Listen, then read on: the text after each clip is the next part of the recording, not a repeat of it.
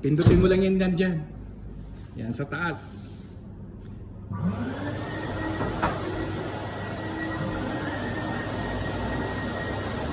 This is the best experience in mini elevator dito sa aking pinagtatrabahuan na si Wodrape Tanyada. Gusto niya daw niya ma-experience kung paano daw sumakay dito sa mini elevator namin.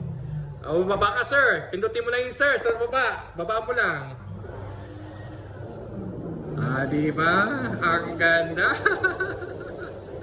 At least, tingnan niyo si Kuya Wodrape, Nag-enjoy talaga siya sa kanyang pagsakay ng mini elevator.